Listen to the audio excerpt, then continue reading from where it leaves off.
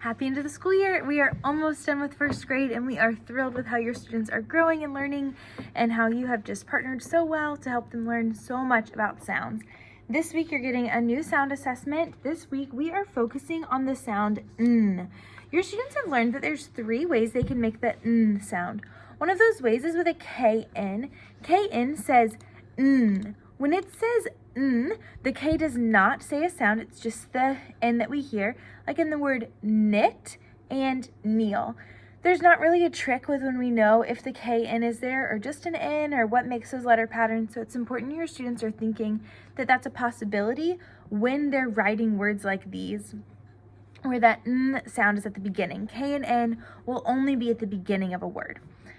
The other sound, the most common spelling for N is the just one N, like in the word nose. Nose is a good word that we're working on because it works on several skills your students have learned in first grade.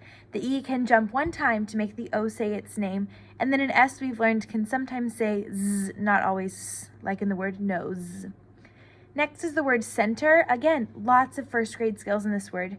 The C at the beginning makes the soft sound S instead of the hard sound K. The N says the N sound. And then at the end of this word, in the second syllable, center, in ter, every syllable has to have a vowel. E is the vowel that we have with that sound that R controlled vowel, Lastly, in this section is nugget. Again, great word with first grade skills. They're hearing the N sound at the beginning, a short sound. Because it's a 2-syllable word with a short sound, it must be followed with 2 consonants, which is why there's a double G. If it was only 1 G, it would say nougat instead of nugget. Next, we have this 2 N's that can make the N sound, similar to the rule with nugget.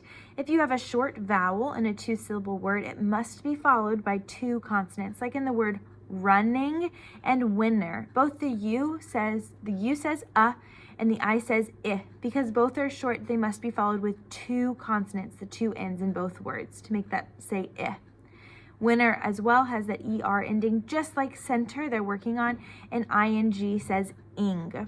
Lastly, our tricky word this week is which. Now, this is an interesting tricky word for your students because by this point in the school year, they know the sounds.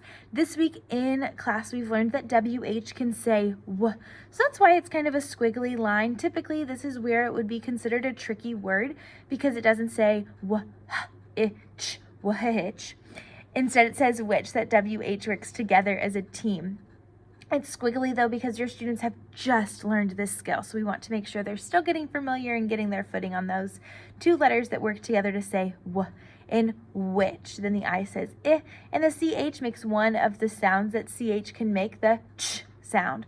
We are excited to see how your students do and just so proud of the work they've done in first grade.